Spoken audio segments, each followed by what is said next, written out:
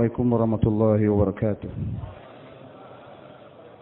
الحمد لله نحمده ونستعينه ونستغفره ونؤمن به ونتوكل عليه ونعوذ بالله من شرور أنفسنا ومن سيئات أعمالنا من يهده الله فلا مضل له ومن يضلله فلا هادي له وأشهد أن لا إله إلا الله وحده لا شريك له وأشهد أن سيدنا ومولانا محمدا عبده ورسوله صلى الله عليه وعلى آله وصحبه وبارك وسلم تسليما كثيرا. يقول الله سبحانه وتعالى بعد أعوذ بالله من الشيطان الرجيم من جاهد فإنما يجاهد لنفسه والله غني عن العالمين. Hadirin yang dimuliakan Allah Subhanahu wa taala. Umat ini wujudnya adalah karena pengorbanan. Jadi pengorbanan itu adalah sifat semula jadi pada umat ini. Umat ini lengket dengan pengorbanan. Dan umat ini didoakan oleh Nabi Ibrahim setelah Nabi Ibrahim menyempurnakan pengorbanan.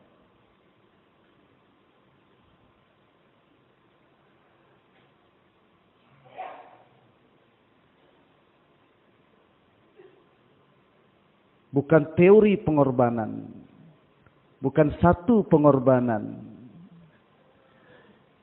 Ekhe kurbani dena, ekhe kurbani dete rehna, musalsal rehna. Ada satu pengorbanan, ada pengorbanan yang berterusan. Ada satu model pengorbanan, ada semua sisi dikorbankan. Wa idzibtala Ibrahim bikalimatin fa'atammahunna. Tatkala berbagai macam model pengorbanan itu diberikan kepada Nabi Ibrahim.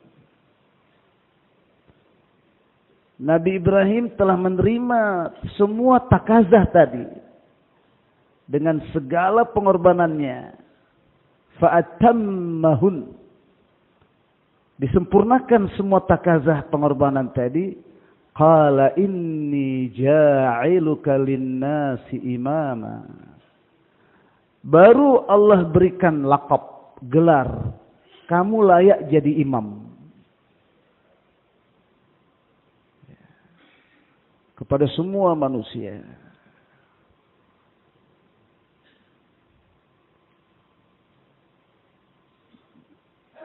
Jadi umat ini disiapkan memimpin dunia.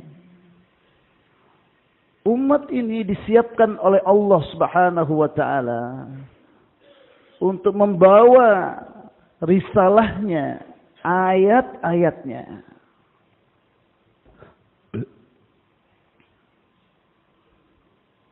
Itu dimulai dari pengorbanan keluarga Nabi Ibrahim. Oleh itu, millah Ibrahim, Nabi kita disuruh mengikutinya. Apa beda millah dengan din? Millah ini adalah perjuangan untuk membawa din dalam kehidupan umat. Maka millah Ibrahim, dua asasnya, tauhid dan kurbani, tadhiyah. Tauhid dan tadhiyah.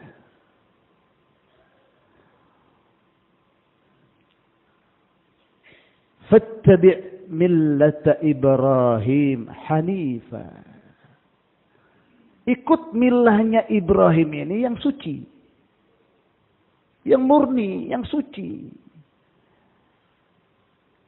Dan kita disuruh mengikuti Nabi. Ittabi' hadzan nabiyil ummi. Dan Nabi disuruh mengikuti milahnya Ibrahim. Fattabi' millata Ibrahim hanifah. Nah berarti kita juga disuruh mengikuti milahnya Ibrahim. Siapa yang tidak suka milah Ibrahim? Siapa yang pakai cara-cara untuk membawa agama dalam kehidupan di luar milah Ibrahim? Otaknya enggak waras. Wa may yarghabu 'an millat Ibrahim faqad safiya nafsah.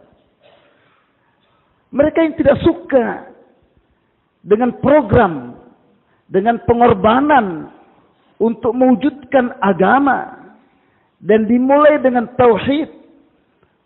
Bagaimana hati kosong daripada selain Allah.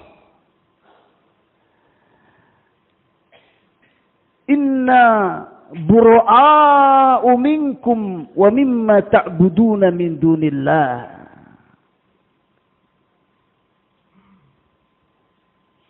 Kami berlepas diri dari kalian. Dan apapun yang kalian sandarkan urusan kalian kepada selain Allah. Berlepas diri. Hati kosong daripada harapan-harapan kepada selain Allah.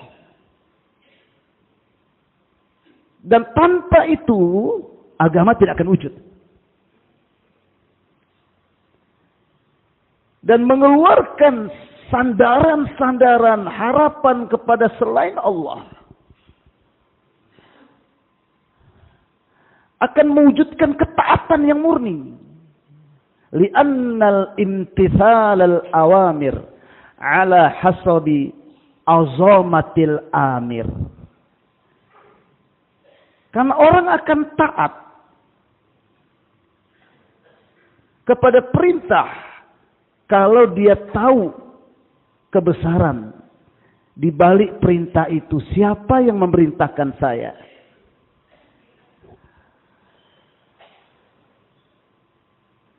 Allah Subhanahu wa ta'ala menjadikan kehidupan keluarga Nabi Ibrahim pelajaran yang berharga untuk umat ini. Agar risalah ini terus sampai hari kiamat. Manusia terdiri dari dua unsur, jasmani dan ruhani. Allah Rabbul Jasad dan Allah juga Rabbul Ruh.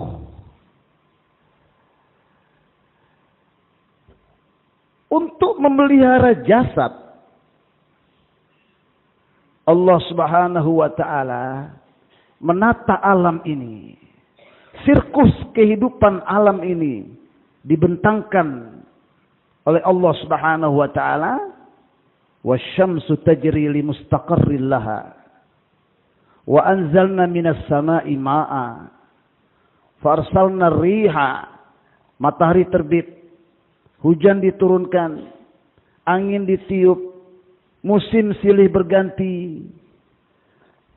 Musim dingin yang membawa efek tidak baik kepada buah ditutupi dengan musim panas. Musim kemarau efeknya ditutupi dengan musim semi. Sehingga buah yang menjadi asbab menu jasad matang untuk dinikmati oleh manusia, sehingga perkembangbiakan jasad manusia terus berjalan sampai hari kiamat. Ekosistem ini berlaku sampai hari kiamat. Tidak pernah terhenti. Sedangkan ruh, karena bersumber dari Allah, bukan dari alam, tentu makanannya bukan dari alam. Ruh perlu makanan seperti jasad perlu makanan. Ruh perlu minum seperti jasad memerlukan minuman. Ruh memerlukan obat dari penyakitnya seperti jasad memerlukan obat dari penyakitnya. Tapi masalahnya Jasad dari alam Allah ciptakan, sedangkan ruh langsung dari Allah. Nah, bagaimana ruh ini tersuplai makanannya? Allah utus nabi-nabi dan rasul. Makanan ruh, dakwah iman, muzakarah imaniyat, mugibat, ta'lim fadail. Qala Allah, qala Rasulullah. Yatul alaihim ayatihi wa yu'allimul kitaba wal hikmah wa yuzakkihim. Ini makanan ruh.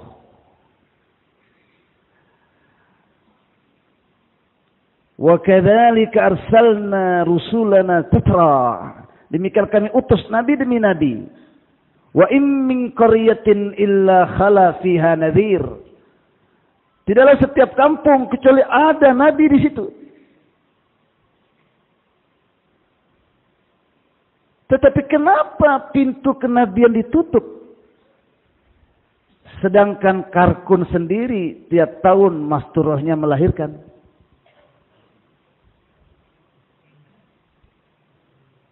Kehidupan manusia tidak ditutup kecuali hari kiamat.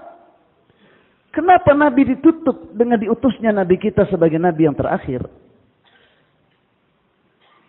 Siapa yang bertanggung jawab mengirim, memasok, mendistribusi menu-menu ruhani untuk kekalnya nizam ruhani dalam kehidupan manusia yang merupakan asal maksud manusia diantar oleh Allah ke dunia ini?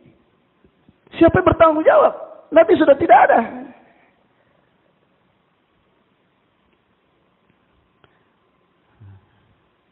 Itu hadirin, jawabannya tentu adalah sudah jauh-jauh dipersiapkan oleh Allah. Wujudnya satu umat. Bukan nabi, umat. Tapi diberikan faraid dan nafilah seperti yang Allah berikan kepada nabi-nabi dan rasul.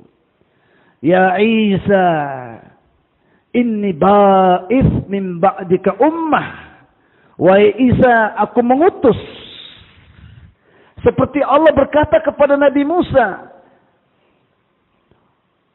wa anakhtartuka, saya pilih kamu jadi nabi untuk menyampaikan ayat-ayatku kepada Bani Israel. Demikianlah Allah pilih umat ini dengan kalimat mufradatnya, lafaznya berbeda, maknanya sama. Huwa jtabakum. Huwa jtabakum. Dia Allah memilih kamu untuk meneruskan kerja kenabian ini. Hame cuna huwa hai, kita ini pilihan Allah.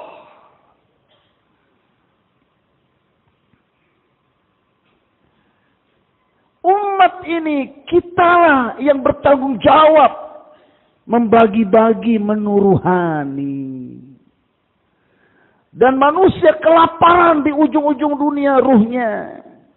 Kalau ada yang mati di Papua tanpa iman, kalau ada yang mati di Australia tanpa mengenal adanya baginda Nabi yang terakhir sallallahu alaihi wasallam, kalau ada orang di Kanada mati tanpa mengenal salat, kalau ada orang di Afrika mati tanpa mengenal zakat, umat ini bertanggung jawab di hari kiamat nanti.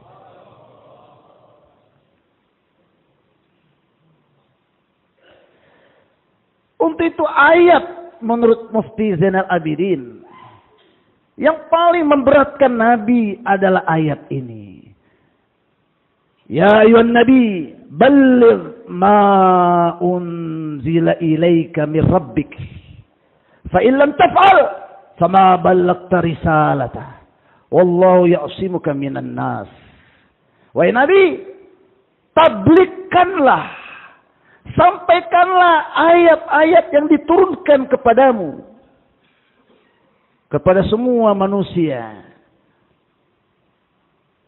Maulana Yusuf Rahmatullah mengatakan, al-ayat al-muta'alliqa bil uyun la budda an tasil ila jami' uyunin nas. Ayat-ayat yang berhubungan dengan mata, kullil mu'minina yaguddu min absarihim, harus sampai kepada semua mata-mata manusia di dunia ini. Ayat yang berhubungan dengan pembagian harta, mengambil harta, mencari harta dan menyalurkan harta harus sampai kepada semua orang yang memiliki harta. Ayat yang berhubungan dengan keluarga, ayat yang berhubungan dengan muamalat, muasyarat. Ayat yang berhubungan dengan mulut, ayat yang berhubungan dengan telinga, ayat yang berhubungan dengan hati. Harus sampai ke semua anggota tubuh manusia ini. Waktu singkat. Untuk itu Nabi digelar oleh Allah sirajan munira. Inna arsalnaka syahidan wa mubashshira wa nadhira wa da'iyan ila Allah bi'idnihi wa sirajan munira. Mana yang lebih terang cahayanya, matahari atau pelita? Matahari. Kenapa Allah permisalkan Nabi itu pelita bukan matahari? Karena matahari tidak pernah memberikan cahaya kepada matahari yang lain. Tapi pelita yang bercahaya. Sudah berapa banyak pelita-pelita yang mati. Bercahaya sumbunya. Tatkala disentuh oleh pelita yang punya api ini. Dakwah Rasulullah bukan dakwah kepada iman dan amal tok. Sekedar. Tapi dakwah Sayyidul Anbiya alaihissalatu wassalam. Iqamatil ummah. Ala juhdi da'watul Anbiya alaihissalatu wassalam. Tapi perjuangan baginda sallallahu alaihi wasallam. Menegakkan umat pengganti nabi-nabi. Sayang seribu sayang. Kita tidak menghargai pilihan Allah ini. Bayi Wahab dalam salah satu mahfuzatnya yang disampaikan oleh Maulana Fahim. Beliau mengatakan, kerja yang kita tinggalkan untuk kita keluar di jalan Allah Subhanahu wa taala, sayang sekali tatkala kita keluar di jalan Allah, kita masih merasa diri kita pedagang. Jadi pedagang yang sedang keluar, petani yang sedang keluar, pegawai yang sedang keluar, enggak malu-malu. Karena memang merasa pegawai. Ngatur kantor waktu khurut 3 hari. Keluar masih merasa suami dari 1 orang istri. Jadi enggak malu-malu nelpon istri waktu keluar 40 hari. Kata Bayi Wahab itu namanya pengkhianat. Waktu nisab.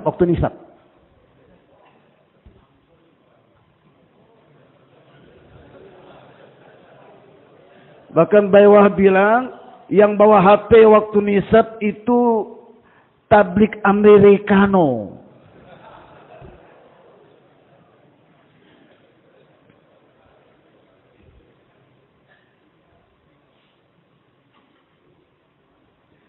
Hame itu cuna huai bagi umat Mose. Kita ini dari sekian banyak umat yang Allah wujudkan, kita ini pilihan. Inni ba'is min ba'dika ba'is. Allah memakai lafaz ba'is. Nah, kalau Maulana Jamsid itu dalam bayan-bayannya dia pakai syairnya. Bushra li hadhil ummah. Bushra li hadhil ummah. Maafkan suara saya taralaku. Ba'ithuha Allah. Bushra li hadhil ummah. Ba'ithuha Allah. Alangkah bahagianya umat ini. Kenapa? Karena yang mengutus umat ini langsung Allah. Merasa enggak kita sekarang ini sebagai duta-duta besarnya Allah?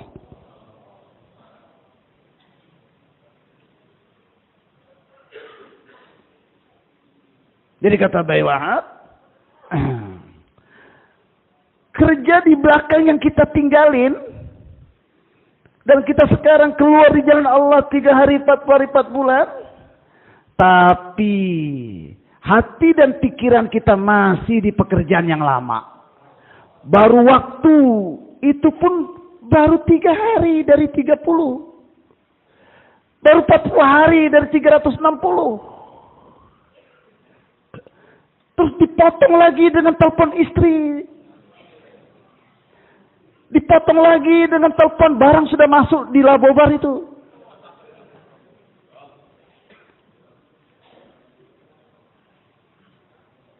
Padahal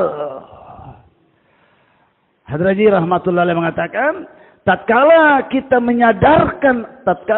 menyadari bahwa kita adalah khalifah Allah, kita adalah khalifah Rasulullah, kita adalah khalifah kitabullah, kita adalah wakilnya Allah, kita adalah wakilnya Nabi di dunia ini, maka pada saat itu Allah mengatakan, inni ma'aka, saya beserta dengan kamu, dan semua malaikat nizamku yang gaib beserta dengan kamu, dan semua khazanahku beserta dengan kamu, ma'al mab'uth kuwatul ba'ith, beserta dengan utusan. Pengutus yang mengutus pun beserta dengan dia. Maka siapapun, kata Maulana Yusuf, yang memandang umat ini, yang telah merasa dirinya sebagai khalifah Allah, utusan Allah, siapapun yang memandang umat ini dengan pandangan cibiran, cabaran, dengan pandangan hinaan, dia harus langsung berhadapan dengan Allah.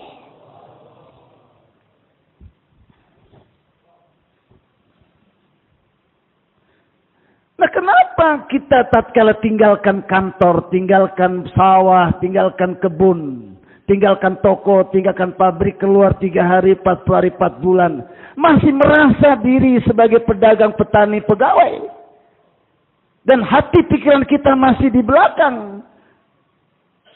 Berapa sih nilainya tokomu? Berapa sih nilainya jabatanmu? Padahal sesaat di jalan Allah, laghatwatun aw rahatun fi sabilillah khairum minad dunya wa ma fiha. Kalau sesaat itu apa? Pegang puting susu onta. Beberapa saat keluar, sebentar. Begitulah sebentar itu di jalan Allah. Lebih baik dari dunia beserta isinya. Kata ulama pun, lebih baik daripada semua benda di dunia dan isinya, dan lebih baik daripada semua amalan yang ada di dunia ini. Nah, bagaimana dibandingkan dengan toko kamu yang cuman kecuping kacang-kacang tadi?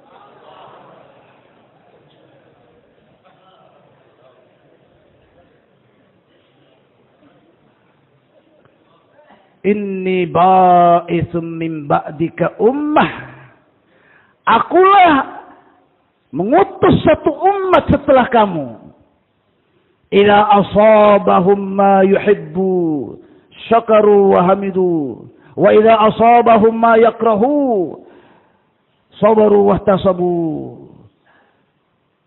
La ilma wa la hilma.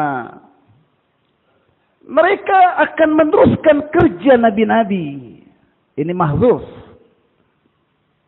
Dan dalam menunaikan tugas mereka, kalau dimudahkan, banyak dapat taskilan, hidup 5 amal, mudah ke IPB, mudah ke negeri jauh, dan sebagainya, misalnya, maka tidak pernah dia hubungkan kenikmatan dan kemudahan itu kepada kehebatan dirinya, tapi dia bersyukur kepada Allah. Sebagaimana Allah telah memilih kita, Allah jugalah yang menyempurnakan sifat-sifat dalam diri kita.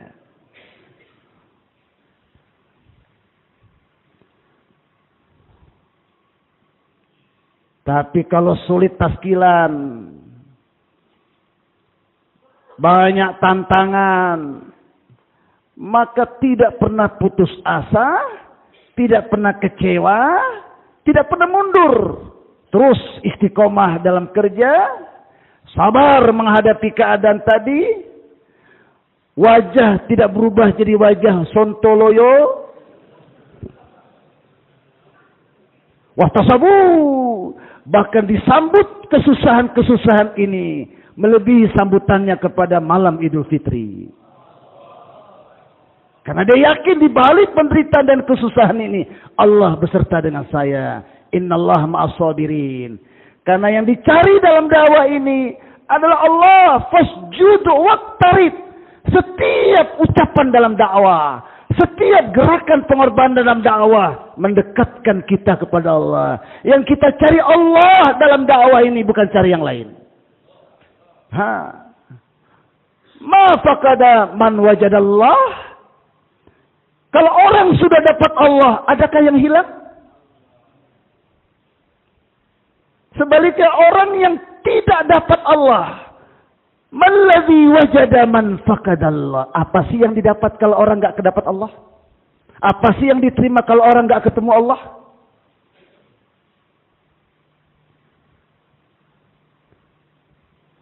Padahal umat itu tidak ada ilmunya dan tidak ada sifat daya tahan kesabarannya.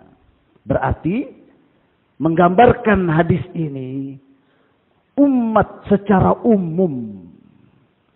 Memang ayat mengatakan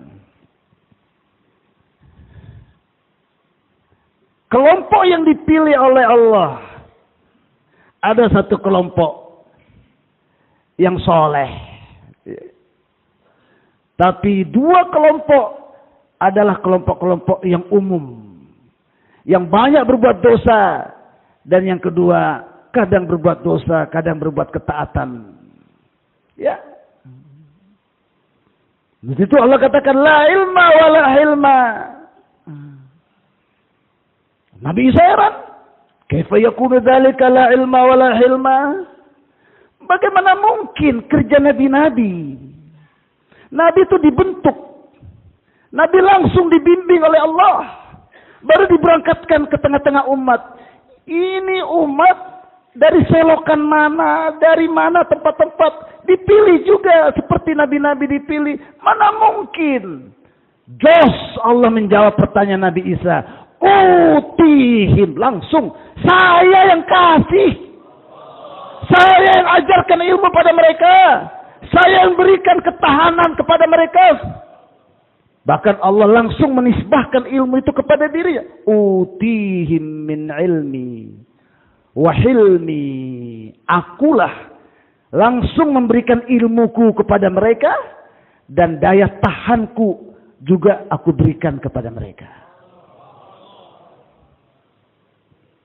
Hadirin yang dimuliakan Allah Subhanahu wa ta'ala. Untuk itu Allah persiapkan memang umat ini. Tatkala Rasulullah sallallahu alaihi wasallam dimi'rajkan, subhanalladzi asra bi'abdihi. Itu peristiwa setelah penderitaan yang Aisyah sendiri bertanya kepada Nabi, di mana penderitaan dalam dakwah yang kau dapat ya Rasulullah setelah Uhud? Kata Rasulullah, Taif. Jadi peristiwa Taif tidaklah fisik yang susah melebihi fisik yang terkena waktu Uhud. Walaupun darah keluar. Tapi hadirin, di Taif penderitaan ruh, penderitaan batin, penderitaan perasaan.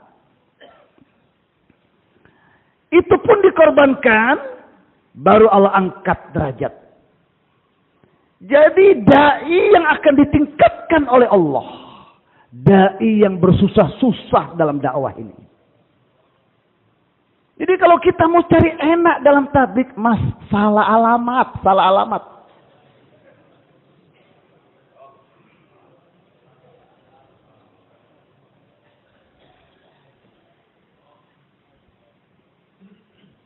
Tatkala Nabi dinaikkan, jumpa 124.000 nabi-nabi.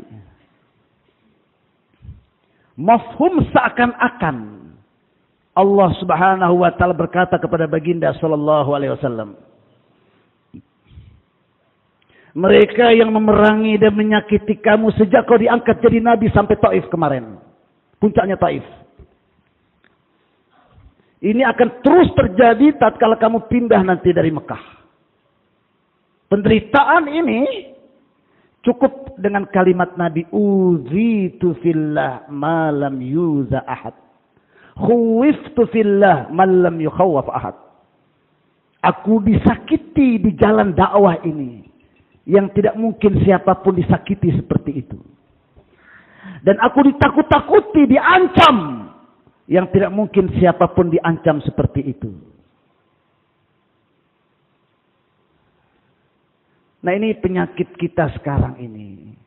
Makin lama kita dalam dakwah, makin jadi fesalah, makin duduk lenggang kangkung di markas, di halakah.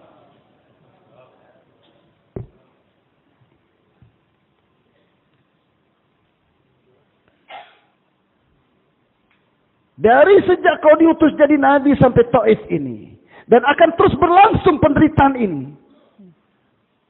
Jadi topik kehidupan nabi adalah penderitaan dan pengorbanan.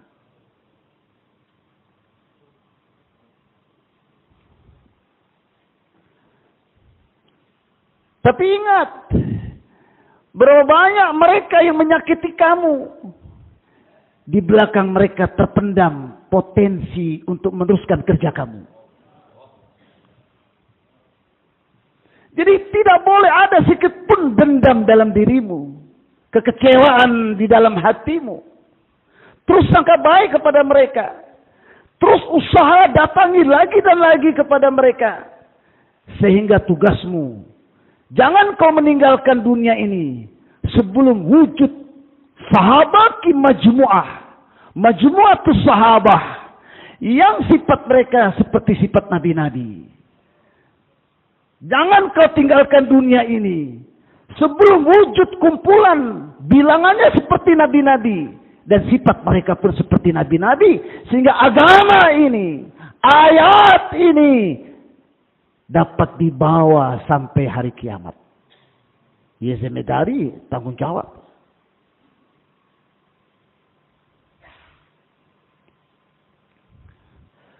Untuk itu dalam Taif itu diambil kesimpulan oleh ulama. Asbab hidayah adalah perjalanan dakwah Nabi di Taif. Ini pelajaran untuk dai sampai hari kiamat. Kalau kita buat seperti Nabi, Allah jadikan kita asbab hidayah. Pertama, daimul fikri mutawasilul ahzan. Fikir yang berterusan dan kesedihan yang berlanjut. Ya. Kata Maulana Yusuf rahimahullah,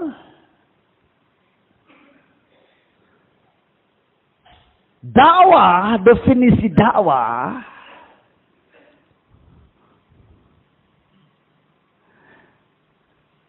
untuk dai ke dilome, fikrome ela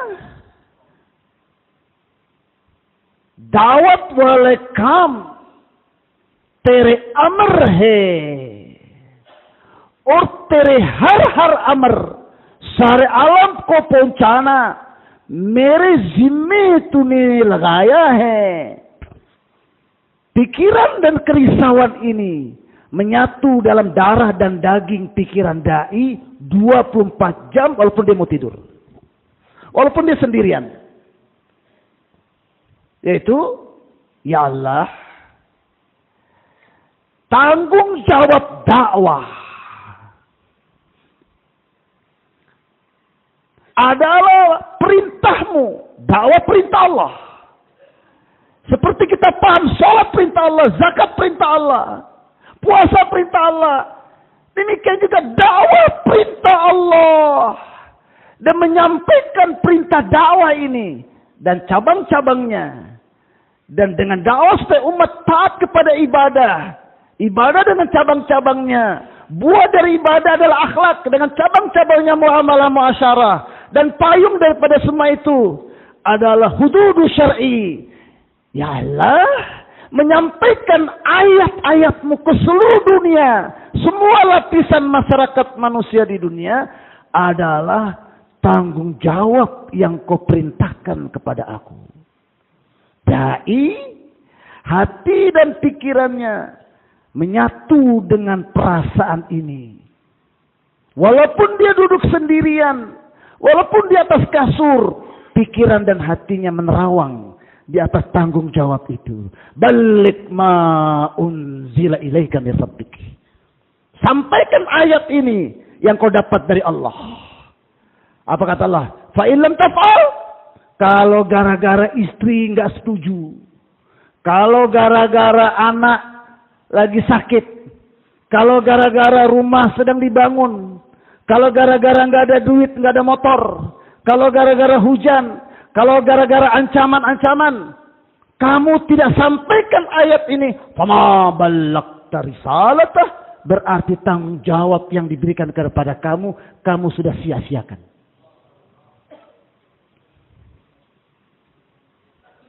Falanas'alanna alladhina ursila ilaihim walanas'alanna al-mursalin. Bukan umat saja yang ditanya. Sampai enggak Nabi kepada kamu? Alam ya'tikum nadir?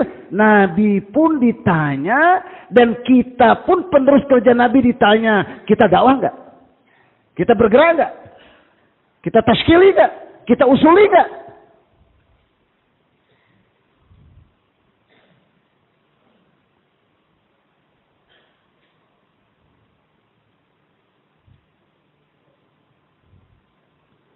Untuk itu Nabi bukan sekedar terima perintah sholat, tapi Nabi diberikan tanggung jawab. Agar sholat ini berjalan sampai hari kiamat, maka perlu usaha terus agar mereka yang memukul kamu, melempar kamu dengan batu, berubah. Kau jadi asbab hidayah, mereka lah yang akan meneruskan kerja kamu setelah kau meninggal dunia. Kata Maulana Yusuf rahimahullah, जिद्द भी हुजूर ने किया था हर उम्मती कर सकता है. Apapun yang dibuat oleh Nabi, setiap umat bisa mengerjakannya. Tuh, kalau Nabi kerjanya membentuk kumpulan sahabat seperti Nabi-Nabi, maka tugas kita membentuk kumpulan-kumpulan dai seperti sahabat. हमें इस काम की जरिए से sahabat की majmua को तैयार करना चाहता हूँ. Kata Maulana Yusuf, dengan kerja ini kita ingin membentuk kumpulan-kumpulan sahabat. Di tiap mahalah ada beberapa orang seperti sahabat. Di tiap-tiap halaka ada sekian orang seperti sahabat. Di tiap-tiap markas ada sekian orang seperti sahabat. Yang mana sahabat dalam buat kerja agama punya 5 kriteria.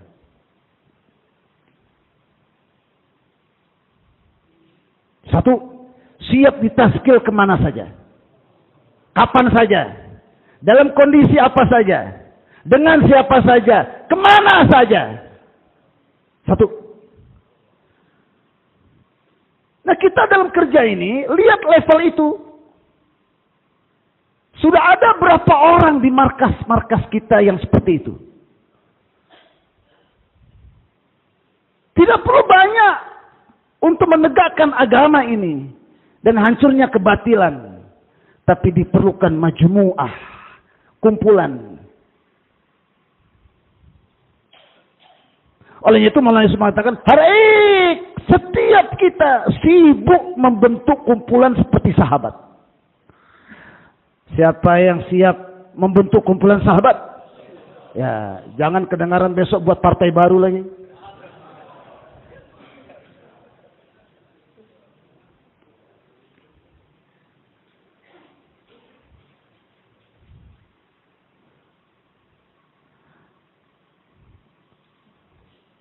Sahabat panduan kita. Olehnya itu tatkala ada sedikit perselisihan, kesempatan syaitan menjadikan perselisihan yang kecil jadi besar. Supaya muncul grup-grup, kelompok-kelompok di tengah-tengah umat.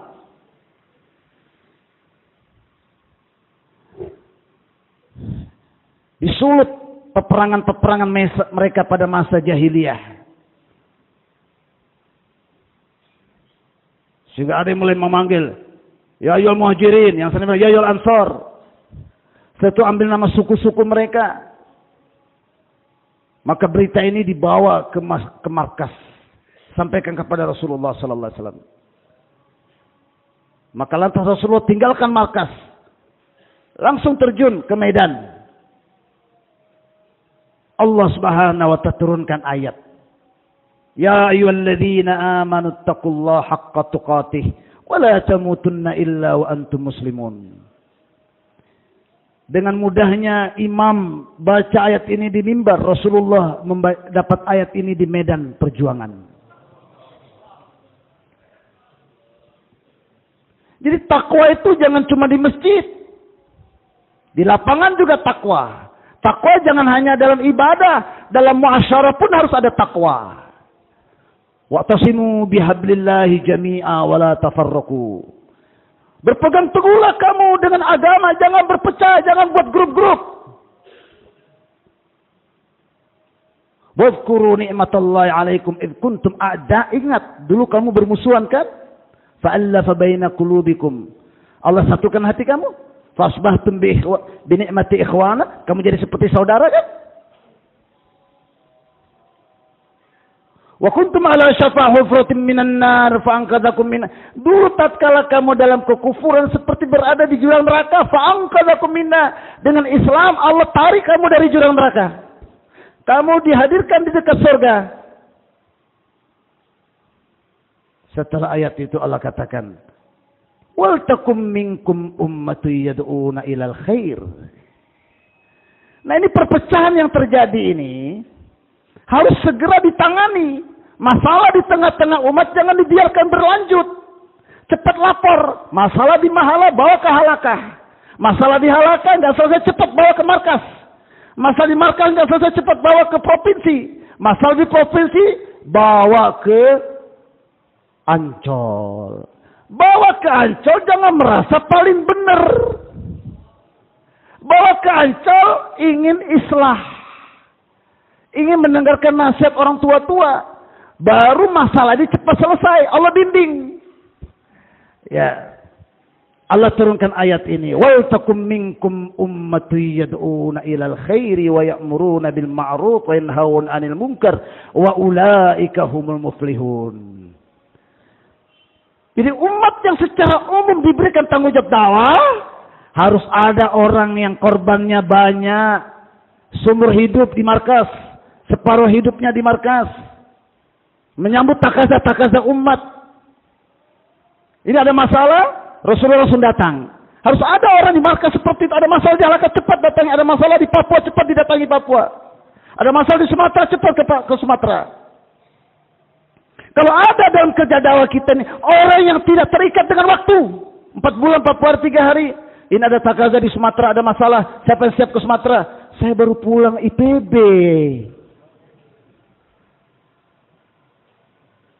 Saya baru pulang 40 hari. Kan istri punya hak juga.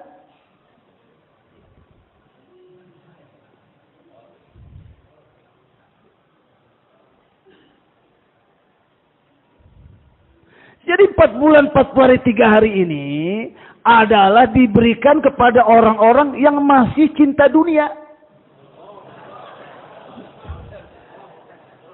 4 bulan, 40 hari, 3 hari ini diberikan kepada orang-orang yang masih terikat dengan dunia. 4 bulan, 40 hari ini diberikan 3 hari kepada orang yang masih terkesan dengan materi dan kebendaan.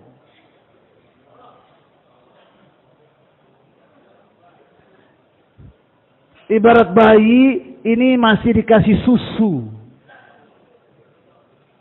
Masih belum punya gigi. Atau bahasa yang lebih tinggi dari bayi, ini nisabnya cewek-cewek perempuan. Allah bilang sahabat laki-laki bukan perempuan. Rijalun sadaqu ma ahadullah. Laki-laki yang tidak pernah merubah janjinya. Dia benarkan kalau janji. Tapi kalau insya Allah di lapangan nggak keluar juga. Itu perempuan punya ucapan itu.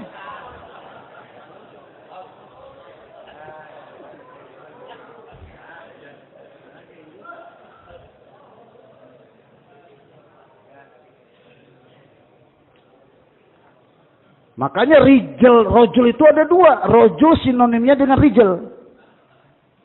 Nah ini sifat yang kedua asbab hidayah dalam dakwah. Tahrikul akdam. Kerisauan dalam diri. Dan fikir. Risau matinya agama. Fikir bagaimana menghidupkan agama. Risau 5 amal tidak hidup. Fikir bagaimana menghidupkan 5 amal. Risau 3 hari nggak terbentuk. Gabung-gabung terus sudah 10 tahun. Fikir bagaimana membentuk jemaah 3 hari sendiri. Risau dan fikir inilah yang mendorong kita nggak bisa lama-lama di kasur.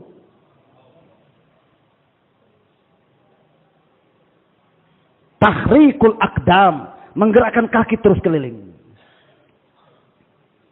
Untuk itu Maulana Yusuf anjurkan kita doa ini. Allah. Wuchis जिसकी जरिए से हुजूर और सहाबा को हुजूर सल्लल्लाहु अलैहि वसल्लम सहाबा रज़ियल्लाहु अन्हु को अपनी जगह पे नहीं ठहरते, अपनी जगह को छोड़कर उम्मत के पास मारे मारे ठहरता है. Ya Allah, sesuatu yang menyebabkan Nabi dan sahabatnya tidak betah tinggal di rumah. Mereka keliling jumpa umat. Ya Allah, berikanlah sesuatu itu juga kepada aku, ya Allah. Ini laki-laki, kakinya itu nggak betah lama-lama di rumah. Rojul, sinonimnya rijal. Ada lagi laki-laki dalam bahasa Arab, zakarun. Sinonimnya yaitu, tuan-tuan sudah tahu juga artinya. Betah lama-lama di kasur, betah lama-lama di rumah. Nggak pikir takaza halaka, nggak pikir takaza markas, nggak pikir takaza provinsi, nggak pikir takaza alami. Jadi kita yang kumpul ini rojul kah zakarun?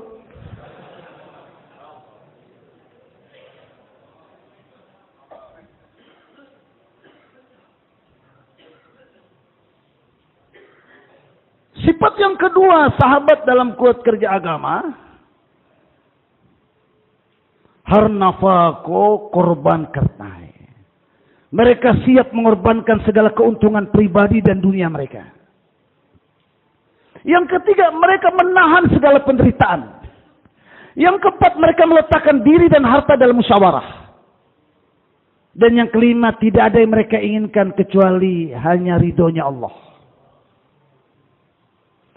Nah, setiap kita hendaknya menaikkan dirinya, level pengorbanannya, dan bawa rekan-rekan kita sampai kepada level sahabat. Bagaimana caranya? Caranya hadirin, agar hamara sati wahaponsna cahtahe. Kalau pekerja-pekerja agama kita pengen sampai kepada level sahabat, pengen gak? Ada pengen gak sampai kepada level sahabat? Enggak perlu angkat tangan, bosan saya dengan angkat tangan.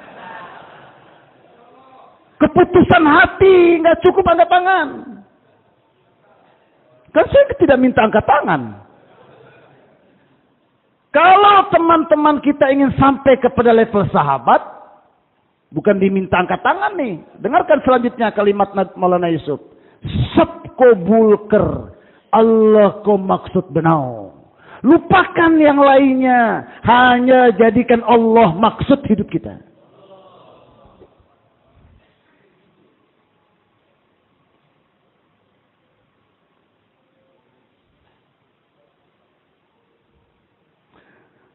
Balke hamara harua-rua. Bahkan pori-pori kita ini. Berapa pori-pori di tangan? Berapa pori-pori di wajah? Berapa pori-pori di kaki? Semua pori-pori itu terdengar suara Allah. Jotu cahega wahi kerungga. Ya Allah, apapun yang kau inginkan, itu yang kami kerjakan.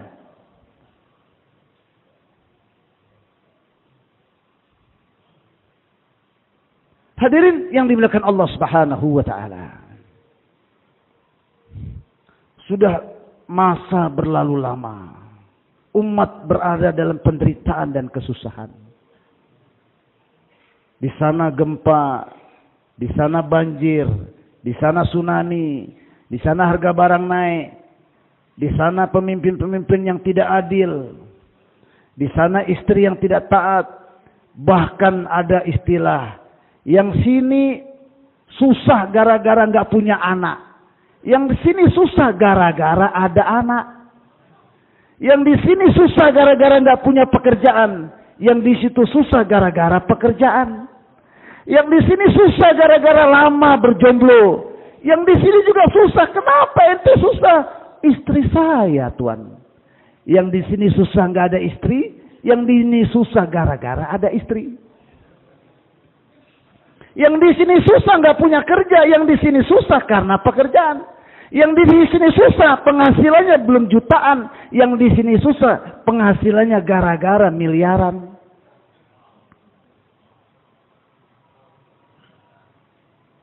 Hadirin, kenapa umat menderita?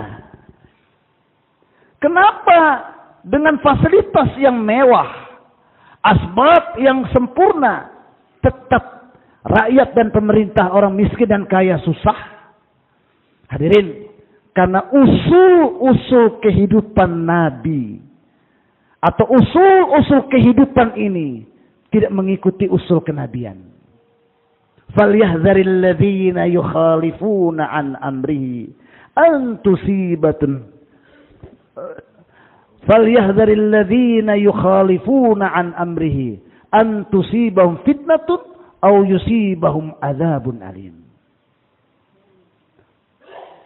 Peringatkan kepada umat, kalau kehidupan Nabi tidak diikuti, timbul fitnah. Apa itu fitnah? Kalau agama disepelekan. Apa itu fitnah? Kalau agama dinomorduakan. Apa itu fitnah? Kalau agama tidak jadi maksud hidup. Akan timbul fitnah. Kehidupan manusia menyimpang dari arah kehidupan yang Allah inginkan. Ini fitnah. Walaupun kaya raya. Walaupun banyak hasil bumi. Tapi ketenangan pasti tidak akan dapat. Masalah terus bertumpuk dengan berbagai macam asbab yang dimiliki. Ini sebab pertama kenapa umat menderita dan susah. Maka umat, karena tidak belajar dakwah, metode bagaimana membawa agama, mereka menyelesaikan masalahnya dengan cara-caranya sendiri.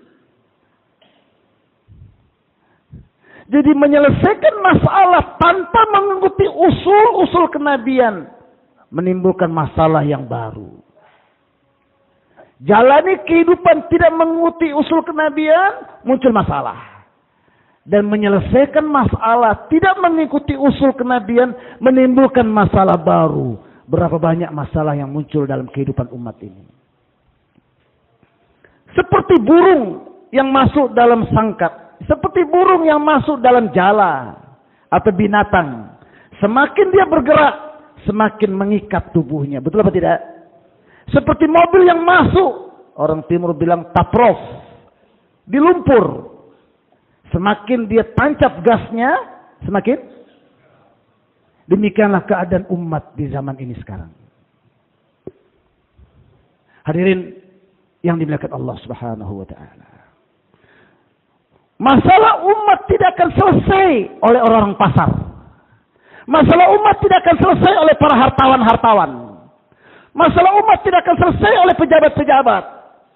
Sejarah mencatat, masalah umat akan selesai kalau umat ini mengorbankan jabatannya, hartanya, kekayaannya untuk umat. Oleh itu bagaimana topik kehidupan kita adalah Hame isi kurbani dunga. Saya bagaimana buat pengorbanan. Jise umat ki muskilat hal hogia. Yang dengan pengorbanan itu masalah umat selesai. Adakah karkun yang seperti itu? Berapa banyak seperti itu di Jakarta? Berapa banyak karkun seperti itu di Jawa Barat? Berapa banyak karkun seperti itu di Sumatera? Yang cita-citanya cuma satu, saya korban, umat selamat. Jadi bukan 4 bulan, 40 hari, 3 hari.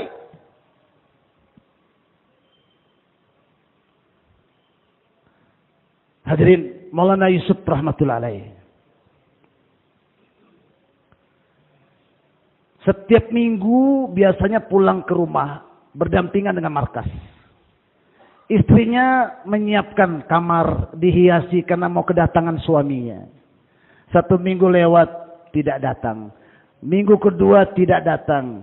Minggu ketiga 1 bulan lewat, 2 bulan lewat, 4, 6 bulan lewat, nggak datang-datang. Mertua beliau Maulana Zakaria rahmatullah alaih bertanya, ini kelihatan mau ada tamu spesial ini. Iya, biasanya Maulana Yusuf datang. Tapi setelah 4 bulan tidak datang-datang. Maka ditanya, kamu tahan sekian lama tidak datang suamimu? Kata istrinya, saya sudah bilang sama beliau, jangan terlalu risaukan kami. Kalau nggak ketemu di dunia, semoga ketemu di surga. Sudah nggak Karkun di Jakarta ngomong seperti itu sama istrinya? Kalau sudah malah markas penuh. Nah itu Palu yang katanya 5.000 datang cuma tinggal 50. Kalau ini prinsip ada penuh malah markas itikaf.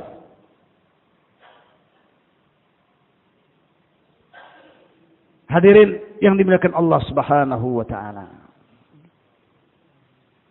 Pengorbanan itu adalah tangga, anak tangga. Sekarang kita punya rumah. Kelihatan nggak tangga di kamar? Kelihatan nggak tangga di ruang tamu? Di ruang makan kelihatan nggak tangga? Kelihatan apa tidak? Tapi bocor atap, kipas mati, lampu mati, cat sudah luntur. Kira-kira cari tangga nggak? Cari tangga nggak? Cari. Tangga nggak kelihatan, tapi saat dibutuhkan datang nggak? Datang. Demikianlah pekerja-pekerja dakwah. Orang-orang kampung, orang-orang gunung, sebulan 3 hari, 40 hari tiap tahun, pulang di kampung lagi, nggak kelihatan. Nanti tahun depan baru datang. Tapi orang-orang kota,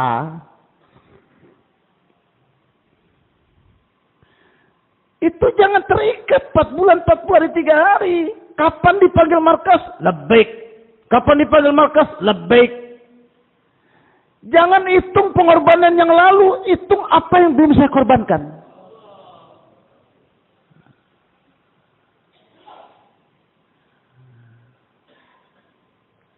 Eke kurbani dena, eke kurbani dete rehna.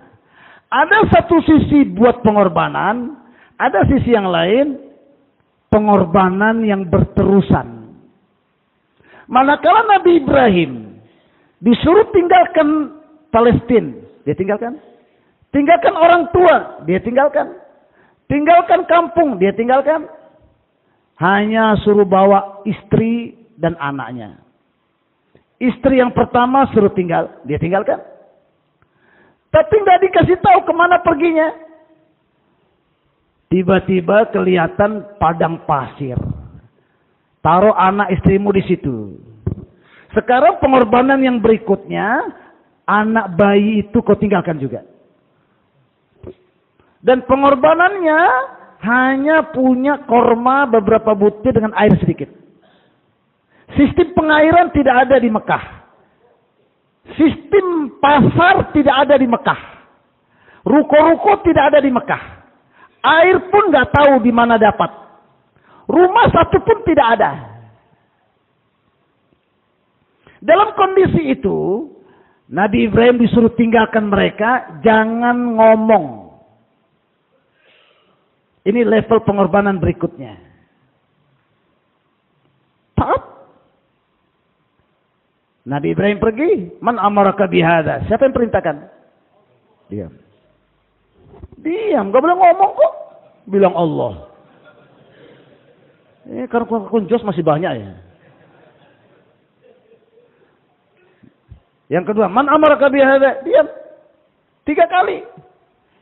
Baru Allah pahamkan kepada Hajar. Itu bukan suamimu tok. Dia Nabi. Dia tidak bergerak tanpa izin Allah. Dia bergerak dengan perintah Allah.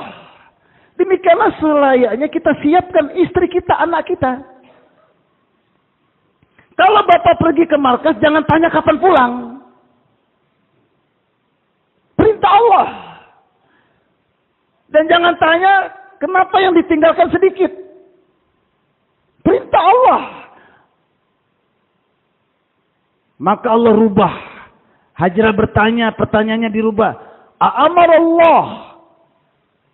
Allah yang perintahkan.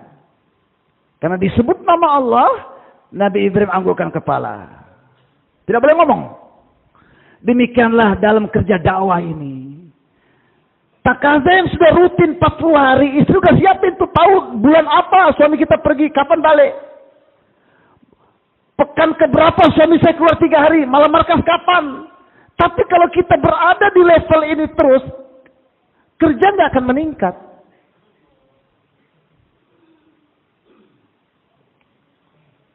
Pernah jemaah mewat selesai 40 hari.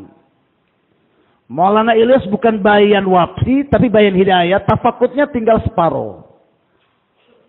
Taat.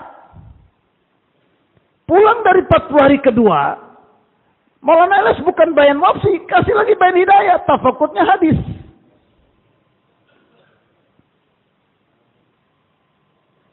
Taat saja, nggak punya duit, berangkat jalan kaki. Kata Maulana Ilyas, selama 3 keadaan ini tidak dilalui oleh Karkun lama, maka imannya baru di mulut, belum di hati. Tafakut sempurna, tafakut kurang, tidak ada tafakut. Tapi yang tafakut kurang dan tidak ada tafakut, nggak boleh ngadu sama makhluk. Nggak boleh wajah berubah jadi wajah yatim piatu minta dikasihani.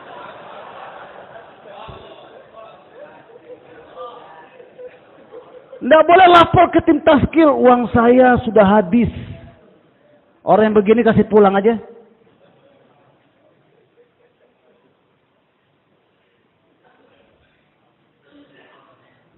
Jemaah berangkat. Di tengah jalan ada anak rusa. Ikuti mereka.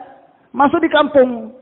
Diikuti anak kepala suku. Kalau di timur Papua bilang kepala suku. Apa? Hah? Kepala suku lah ya.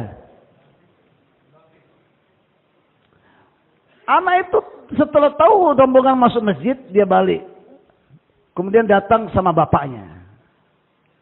Juragan. Bapak-bapak yang mulia, anak saya ini jatuh cinta sama anak rusa yang Tuhan punya. Berapa harganya kami mau beli? Jemaah bilang, itu bukan rusa kami. Ambil aja kalau mau, itu bukan punya kami. Oh, nggak mungkin. Kalau bukan punya Tuhan, kenapa dia duduk setia di situ?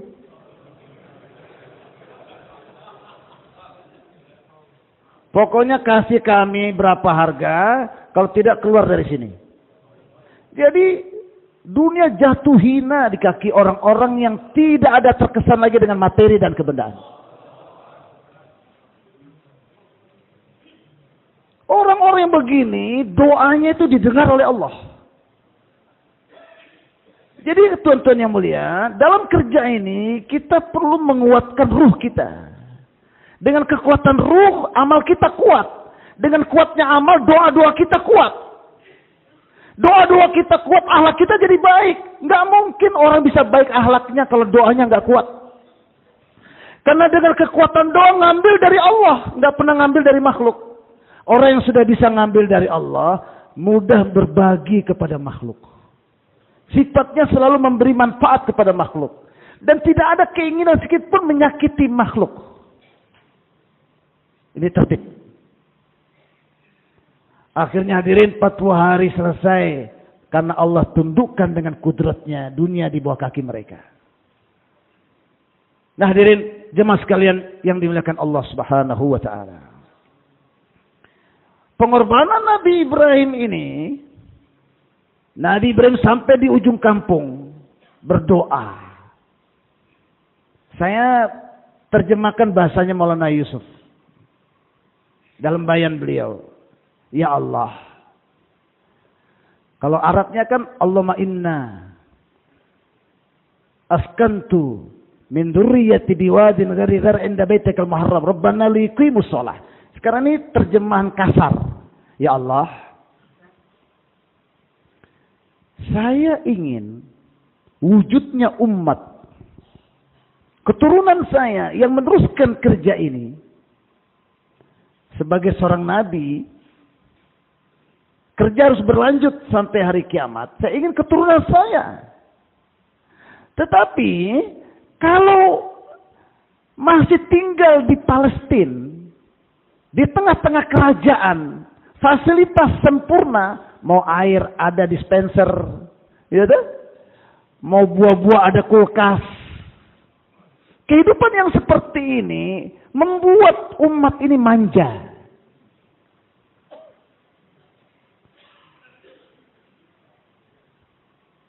Sehingga jazbah berjuang itu lemah. Maka kau antar kami ke kota ini yang tidak ada asbab kehidupan. Yang ada asbab kematian. Supaya kalau nanti waktu haus, tidak tawajuh kepada makhluk, tidak cari air. Kalau lapar, tidak ingat makhluk dan tidak cari makanan, enggak ada makanan. Kalau mereka punya masalah, kalau mereka punya kebutuhan, di saat air dan korma yang saya titipkan sudah habis, mereka tawajuh kepadamu, Rabbana liyuqimus shalah. Ya Allah, cara menyelesaikan masalah dengan asbab zahir, bukanlah ilmu yang kau ajarkan kepada nabi-nabi dan rasul. Dan bukan siratul mustaqim, jalan yang kau ridhoi. Tapi jalan yang kau ridhoi adalah menyelesaikan masalah dengan sholat, menyelesaikan masalah dengan amal, memenuhi kebutuhan dengan amal. Itulah Maulana Yusuf mengatakan siratul mustaqim, penyelesaian masalah dengan amal. Beliau mengatakan hidayah adalah harcis jumal se nazar a rahi hai, abi amal se nazar a rahi hai. Segala sesuatu yang beres dengan duit, kalau sudah dapat hidayah, paham betul bahwa sesuatu selesai di tangan Allah lewat amal, bukan lewat duit. Itu hidayah. Ya Allah, saya tinggalkan anak istri saya di tengah-tengah rumahmu, di samping rumahmu, tidak ada air, tidak ada apa-apa asbab. Apa maksudnya kau antar kami ke sini, kemudian kau perintahkan saya pergi dakwah? Maksudnya supaya anak dan istri saya ini satu fikir dengan saya, satu jazbah dengan saya, satu yakin dengan saya, satu cara dengan saya dalam menjalankan kehidupan, mengutamakan amal, mendahulukan amal, menguatkan amal, dan istiqomah dalam amal ini tidak pernah dikurangi, dan amal itulah yang dijadikan wasilah berdoa kepada Allah untuk menyelesaikan masalah. Rabbana liyuqimus shalah.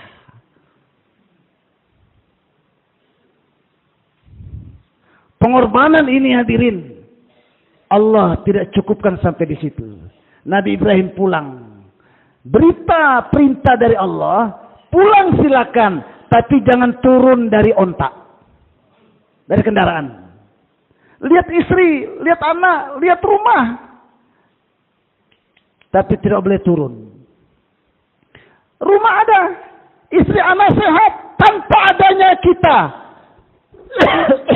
Yakin ini yang dibina dalam pengorbanan keluarga Nabi Ibrahim untuk kita. Selanjutnya hadirin, istrinya bilang, kalau gitu izinkan saya usap-usap kaki kakanda. Silakan. Tapi tidak boleh turun. Tidak boleh masuk di rumah. Nah itu. Jadi pelajaran kita dididik keluar di jalan Allah. Jangan pulang-pulang ke rumah sebelum waktunya. Ya. Tahapan berikutnya, boleh pulang ke rumah, turun dari kendaraan, tapi nggak boleh masuk ke rumah. Turun dari kendaraan, tidak boleh masuk ke rumah. Nabi Ibrahim taat. Wa idibtala Ibrahimu bikalimatin fa'atammahunna. Nabi Ibrahim diuji untuk menjadi pemimpin. Ujian ini datang, tapi Nabi Ibrahim sempurnakan ujian itu dengan sempurna, baru layak jadi pemimpin.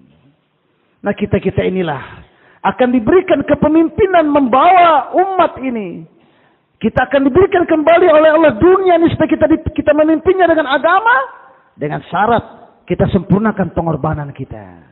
Baik, yang kali ketiga. Waktu ditanya, gimana suamimu berburu? Gimana kehidupan kalian berdua? Susah. Salam sama suamimu, kalau pulang kasih tahu ganti jendelanya. Pulang, ada tamu nggak? Ada. Pesannya apa? Paham dia itu bapak saya yang datang. Pesannya apa? Ganti daun jendela. Itu bapakku suruh aku ceraikan kamu. Ini zaman itu, syariatnya. Tapi hikmahnya apa? Sulit dakwah berkembang kalau istri dai masih cinta dunia. Sulit dakwah kita berkembang kalau istri dai nggak pernah puas dengan sedikit rezeki yang didapati dari suaminya. Maka kita bina istri kita dalam kerja masturoh supaya hidup sederhana, tidak fashion, tidak mubazir. Baik. Perintah yang ketiga, boleh pulang, turun dari kendaraan, masuk ke rumah, tapi masuk ke rumah sembelih anakmu. Coba lihat.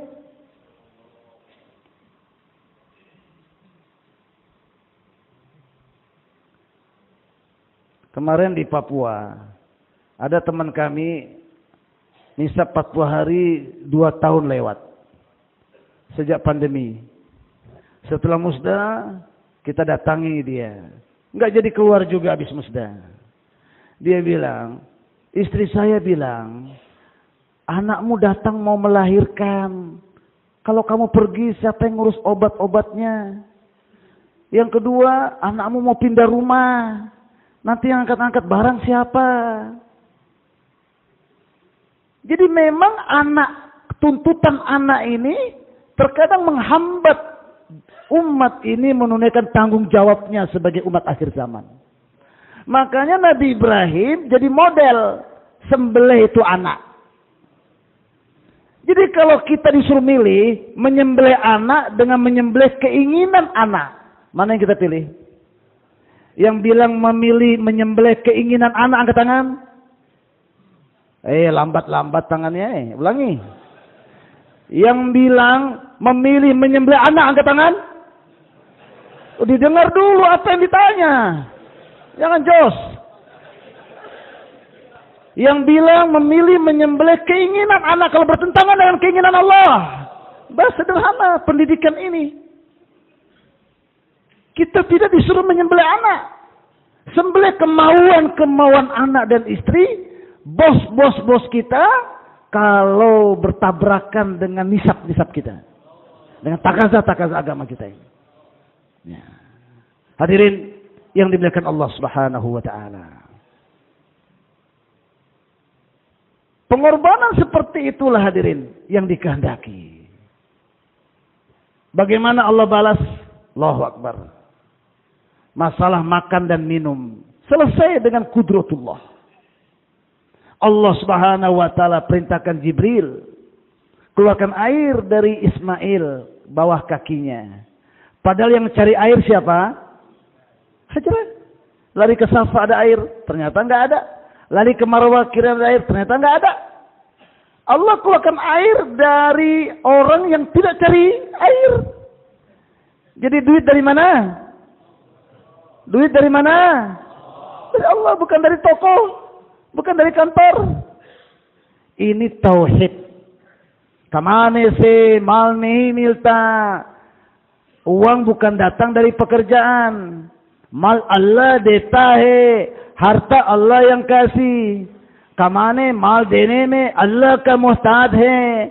Pekerjaan itu memberikan duit bergantung kepada Allah. और Allah mal dene me koi bhi kamana muhtad nahi hai. Allah tidak sedikit pun bergantung kepada pekerjaan untuk kasih kita duit. Terkadang dengan pekerjaan Allah kasih kita duit. Terkadang tanpa kerja Allah kasih kita duit. Terkadang Allah kasih kerja tapi nggak dikasih duit. Terkadang pekerjaan Allah ambil tapi dikasih duit. La ilaha illallah. Kalau dapat duit terkesan, nggak dapat duit memble.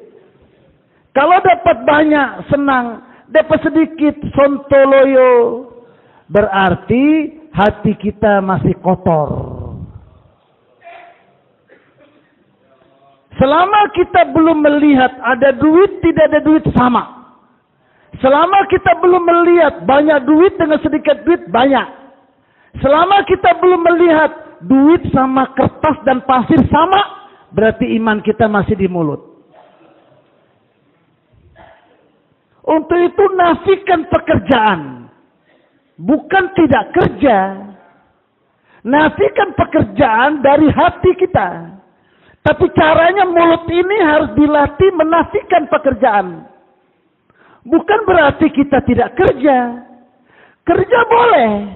Yang nggak boleh yakin dengan pekerjaan. Itu loh. Jadi kita nafikan pekerjaan itu bukan berarti kita tidak setuju dengan pekerjaan. Bukan berarti kita ingkar dengan pekerjaan. Makanya waktu bayan jangan tidur.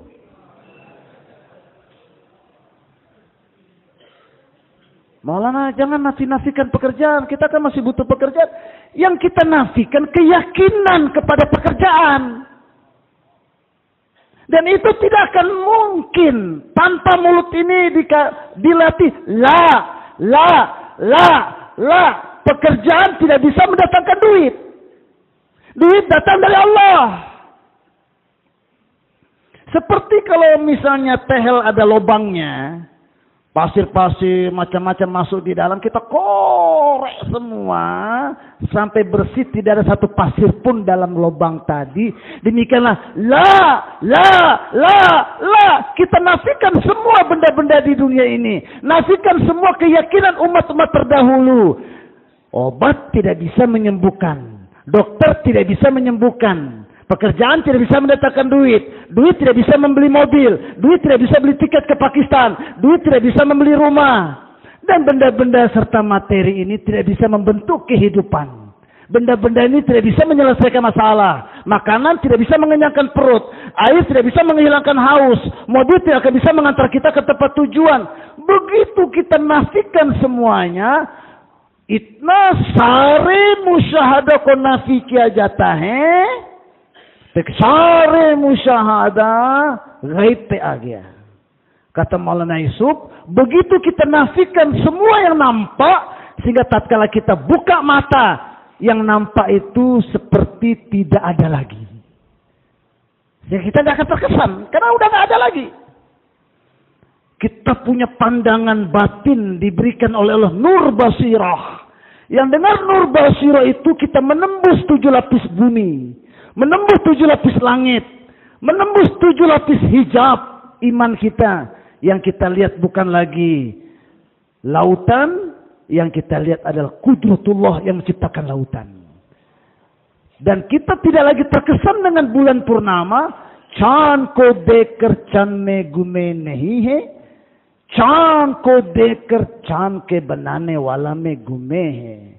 Melihat bulan purnama tidak akan terpesona dengan bulan purnama. Tapi melihat bulan purnama langsung terpesona dengan pencipta bulan purnama. Imam Ghazali mengatakan melihat dunia ini dengan 3 iktibar. 1, mengingatkan kita kepada akhirat. Lihat benda dunia, ingat benda di akhirat. Lihat keadaan di dunia, ingat keadaan di akhirat. Yang kedua, ambil ibrah di dalamnya. Apa maksud Allah ciptakan ini? Wa inna lakum fil an'ami la ibrah. Di dalam binatang ternak ada ibrat iman, ada pelajaran iman. Lihat kambing, ingat Allah. Lihat sapi, ingat Allah. Lihat istri, ingat Allah. Lihat laut, ingat Allah. Kapan bisa terbentuk itu? Kalau kita tundukkan pandangan dulu, sering-sering mendengarkan Al-Quran periode Mekah. Yang isinya kudratullah, wahdaniyat, rububiyatullah, ala'illah, ayyamillah, mugibat, laul mahfuz, nizam malaikat, kubur, mahsyar, nasar, mizan, sirat, jannat, neraka. Ini yang kita dengarkan. Jangan dengarkan berita-berita dunia kecuali sekecil, sekedarnya. Kalau ada yang mau masuk ke telinga kita, Aduh, perut saya sakit, makan sambal banyak tadi bakso. Langsung ditolak, jangan masuk ke telinga. Ise nahi hota, sambal se nahi hota. Sambal makhluk tidak bisa menyebabkan penyakit pada perut.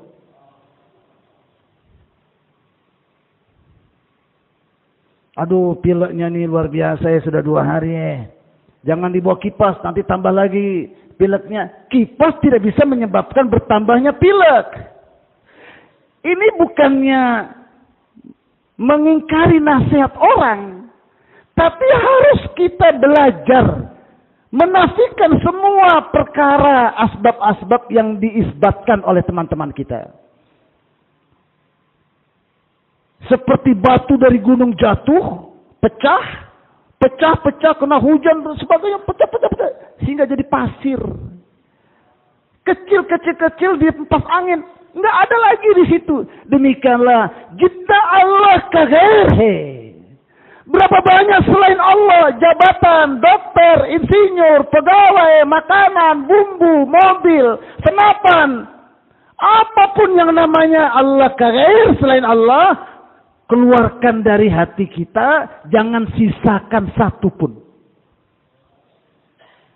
Ke Allah kaghair, Allah kebaghair kutsnihi kersektahe. Selain Allah, tanpa Allah nggak bisa buat apa-apa. Hadirin, Maulana Yusuf rahmatullahi mengatakan, dunia me Allah kaghair ka viza barahuahe. Sekarang ini dunia dipenuhi dengan suasana selain Allah. Coba. Apalagi Jakarta metropolitan. Suasana di mana dibentuk supaya orang terkesan kepada selain Allah. Memuji selain Allah. Membesarkan selain Allah. Bergantung kepada selain Allah, berharap kepada selain Allah, takut kepada selain Allah, sehingga menyelesaikan masalahnya dengan cara-cara yang Allah tidak sukai. Dengan meruntuhkan amal, dengan mengakhirkan amal, dengan membelakangkan amal. Amal tidak dianggap lagi asbab hakiki dalam menyelesaikan masalah. Kata Maulana, Orye Visa Jarasim kesat mukhtalif rasto se atihe. Suasana selain Allah ini, di pasar, di kebun, di kantor, di airport, di pelabuhan, ini masuk ke telinga kita dengan membawa virus. Virus apa namanya? COVID virus kemungkinan besar sudah pergi. Tapi yang masih tersisa di hati kita, virus yang namanya ghairullah. Virus apa? Ghairullah. Kalau sudah masuk virus ini, maka bergeserlah ruh kita dari Allah kepada selain Allah. Ruh yang sudah bergeser dari Allah kepada selain Allah, kata Maulana Yusuf, ruh itu lebih busuk dari comberan. Ruh itu lebih hitam dari kegelapan malam. Nah, kalau ruh sudah berhitam, maka ruh ini mengalir hitamnya ke seluruh anggota tubuh. Maka mata melihat maksiat, perut makan makanan yang haram, mulut bicara sia-sia, mata melihat istri orang lain, garam yang haram dinikmati, kaki pakai sepatu sendal orang lain, nggak ada lagi sendal saya. Berat anggota ini tunduk taat kepada hukum Allah karena memang ruhnya sudah hitam. Nah, kondisi ini, kalau ruh sudah berpaling dari Allah, kata Maulana Yusuf, harkis huzur sallallahu alaihi wasallam wali usul sehatihi.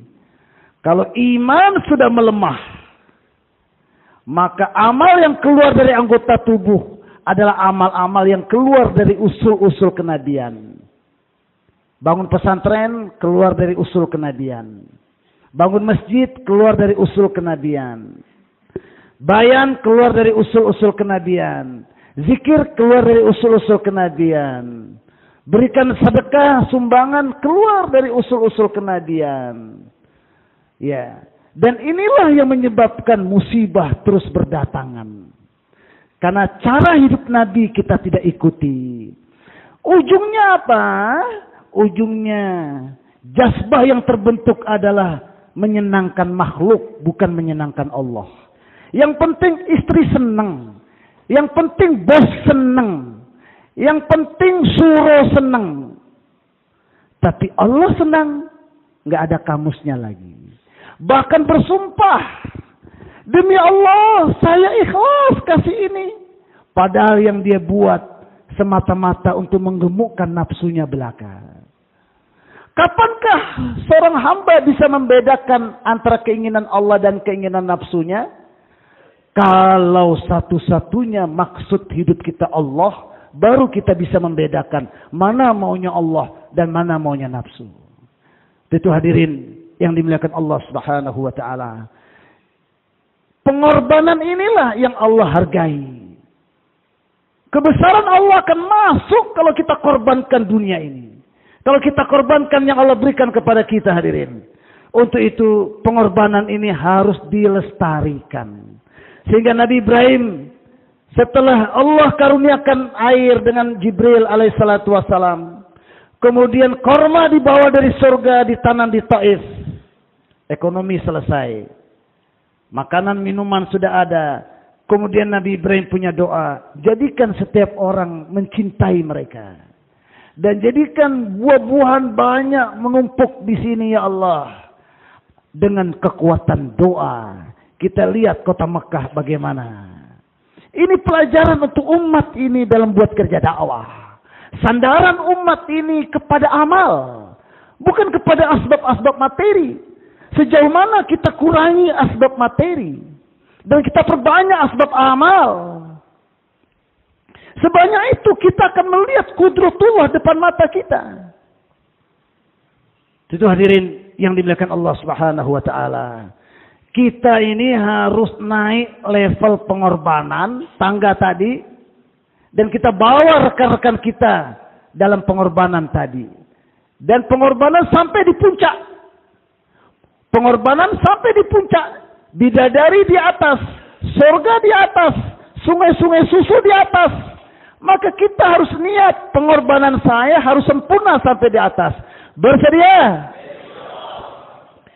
Olehnya itu, tertib pertama, tertib siddiqi. Seluruh hidupnya untuk agama. Seluruh hartanya untuk agama. Tertib kedua, tertib faruqi. Separuh harta dan hidupnya untuk agama. Nah hadirin yang dimuliakan Allah Subhanahu wa taala. Rasulullah berkata kepada Abu Bakar, "Hei Abu Bakar, ada apa dengan kamu? Kamu persis Nabi Ibrahim." Dan berkata kepada Faruq, Umar, kenapa kamu ini? Kok persis Nabi Musa? Jadi kerjanya Nabi mendidik dan mentarbiah sahabat seperti nabi-nabi. Kerja kita mendidik diri kita dan rekan-rekan kita seperti sahabat. Siapa yang siap membentuk kumpulan sahabat di daerahnya? Olehnya itu kita harus banyak berdiskusi tentang siddiqi. Karena zaman kita ini seperti zaman Abu Bakar. Islam dihancurkan di zaman Nabi meninggal. Kenapa? Pelajaran bagi umat ini, setiap zaman umat ini akan digoda. Digesek-gesek kanan dan kiri oleh musuh-musuhnya. Maka cara membangkitkan agama di setiap zaman, lihat Abu Bakar. Kata Aisyah, kalau tempatnya Abu Bakar ditempati Umar, Islam hancur. Nabi kawanal ummah. Nabi membentuk umat.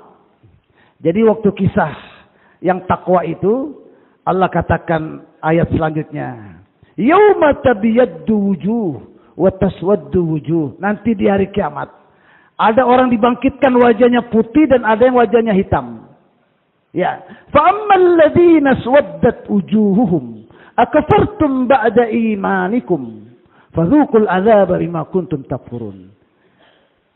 Yang di akhirat dibangkitkan dalam keadaan wajahnya hitam, dikatakan kepada mereka, kenapa kamu sudah beriman kok kufur? Ini orang beriman dibangkitkan di akhirat, tapi ada amalan yang menyebabkan mereka kufur. Rasakan azab saat ini. Karena dulu di dunia kamu buat amalan kekufuran. Apa maksudnya amalan kekufuran ini?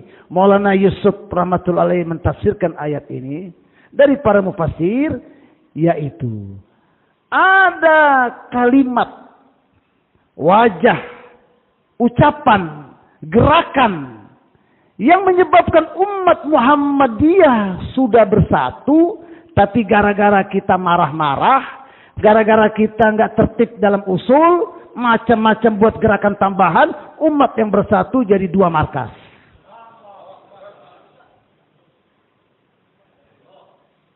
Jadi orang yang suka memecah belah umat Islam yang telah bersatu, walaupun dia kerja agama di dunia ini, di akhirat wajahnya hitam-hitam. Hati-hati hadirin, jangan meremehkan. Ka'bah hancur bagi Allah tidak berat. Tapi hancurnya hamba Allah umat Rasulullah hatinya sangat berat di sisi Allah Ta'ala. Ya. Terus, wa ammal ladzina biyaddat wujuhuhum fa fi rahmatillah hum fiha khalid. Di akhirat ada yang dibangkitkan wajahnya bercahaya. Kata Maulana Yusuf, itulah orang-orang yang umat Muhammadiyah waktu di dunia pecah-pecah, tidak satu hati, bakalai terus, membelakangi terus. Kalau ketemu di jalan cari jalan tikus. Kalau keluar 3 hari bersama-sama nggak jadi lagi keluar 3 hari. Tapi si fulan ini atur strategi, menyatukan suami istri yang mau cerai, menyatukan karkun yang mau cerai. Tatkala dia berupaya untuk menyatukan jadi bersatu, ini karkun di akhirat wajahnya bercahaya melebihi cahaya matahari. Gimana, pilih yang wajahnya putih atau hitam? Jaga kesatuan hati. Kapankah kita ini bersatu? Hadirin, kalau kita merasa kecil, merasa rendah, coti benker kam kernahe, buat kerja anggap kita kecil, anggap kita nggak ada apa-apanya, mujse nahi hota, mere se nahi hota, saya tidak ada apa-apanya, pengorbanan yang saya lakukan tanpa Allah nggak bisa saya berkorban, semua karunia dari Allah. Dalam buat kerja ini akan muncul dalam diri kita korban-korban, ada perasaan ahli korban. Kalau sudah ada perasaan mehu saya, ini akan merusak dirinya ini. Karena meme itu kambing punya bahasa, me. Ya. Jadi kalau orang sudah mulai saya, kayaknya saya dengar suara kambing ini di sini. Ya. Jangan pernah menganggap kita lebih baik dari siapapun. Ada ulama berjalan di atas jembatan yang cuma boleh dilewati satu. Di sana lewat anjing. Khatib mau khutbah Jumat, baju putih. Saya baju putih sudah mandi, anjing kan najis. Biar dia jatuh di comberan, nggak apa-apa kalau saya mau khutbah. Kan saya lebih baik dari anjing. Berpapasan dengan anjing, anjing jatuh. Tapi sebelum jatuh, anjing itu berkata, wahai Tuan Khatib, memang saya ini makhluk yang najis. Tapi ucapanmu tadi menganggap kamu lebih baik dari saya, itu lebih najis daripada comberan ini. Kalau comberan kamu jatuh di dalamnya, mempersilakan saya, paling bisa dicuci dengan air, kemudian tanah. Tapi perasaan hatimu lebih baik dari saya. 7 lapis lautan tidak bisa membersihkan ruhani kamu. Hadirin, untuk itu kita harus dekat dengan orang tua-tua kita. Zaman Abu Bakar radhiyallahu anhu, 3 ini yang dihidupkan dalam tabligh kita sekarang. Ini 3 kita: takwa, tawakal, dan akhlak. Tidak berdebat dengan lawan kita. Tidak menanggapi orang yang memusuhi kita. Dianggap angin lalu. Ya. Pertama takwa. Lihat apa kata Allah. Sahabat semuanya melihat Madinah bagaimana. Yang lainnya bilang istri Nabi bagaimana. Abu Bakar bilang, kalau istri Nabi pun tidak ada yang kebumikan. Semua laki-laki saya keluarkan di jalan Allah. Maka melihat jasad istri Nabi dimakan serigala, saya tahan melihatnya. Tapi satu perintah Allah dan Rasulnya ditinggalkan, saya tidak tahan melihat itu. Ayung kusuddin wa ana hayyun. Apakah agama mati di depan mata Abu Bakar? Tidak bisa. Yang kedua, tawakal. Begitulah Abu Bakar berkata, saya rela keluarkan semua laki-laki. Tidak ada yang memakan, tidak ada yang mengubumikan istri-istri Nabi. Tahan saya melihatnya. Tapi perintah Allah dan Rasulnya, perintah Allah dan Rasulnya saya tidak tahan ditinggalkan. Kalau kamu tidak mau berangkat, saya yang berangkat. 3 hari 3 malam. Tidak ada azan dikumandangkan di Madinah. Laki-laki balik semuanya diberangkatkan. Inilah zaman kita sekarang. Jangan pending. Jangan pending. Di atas nisab kita sambut lagi takazah. Yang pertama, apa yang terjadi kalau kita pulang? Kambing mati, anak sakit, ekonomi kita nyusut. Maulana Yusuf mengatakan, kalau dengan pengorbanan kita masih ada masalah, maka penyelesaian masalah setelah kita buat pengorbanan, kurbani dungga, tambah lagi pengorbanan kita. Allah uji dengan pengorbanan kita cari Allah untuk penyelesaian masalah dunia. Kita ingin masalah kita selesai atau masalah umat yang selesai. Sahabat diambil, dibawa kepada Nabi karena mencuri. Nabi perintahkan potong tangannya. Tapi Nabi menangis setelah tangannya jatuh. Ya Rasulullah, kau yang perintahkan kami memotong tangannya, kenapa kau menangis? Rasulullah sallallahu alaihi wasallam bersabda, kenapa kalian tidak maafkan dia? Kenapa kalian jadi penolong setan? Pemimpin yang zalim kalau sudah dihadapkan mujrimin, tidak dieksekusi. Kenapa kalian tidak maafkan dia? Satu umatnya dipotong tangannya. Menangis Nabi. Berapa banyak umat di zaman kita. Mati. Dibunuh sana, dibunuh sini. Dengan peperangan. Dengan gempa. Dengan tsunami. Berbagai macam penderitaan. Kira-kira Nabi di kuburan dalam keadaan apa sekarang?